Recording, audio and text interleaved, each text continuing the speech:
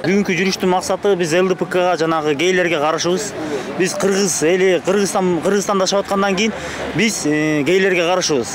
Гейлерге каршы чыккан себеби биз булардын максаты эптеп эле чет өлкөнүн Европанын акчасын алып алышып, биздин Кыргызстандын менталитетин, өзүнүн Кыргызстандын бизге кандай бир салт санабызды жоготуш үчүн булар чыгып жатышат да.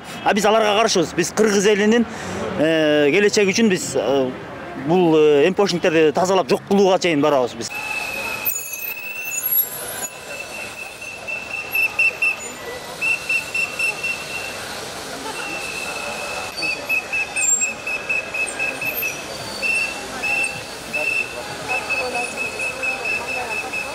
Açıp kettiniz, Айзаданын өлümün буга чейин саясатташтырып келишкен, буга чейин бир дагы мындай биздин када салттарга тиешелүү Куран окуп коюшкан жок.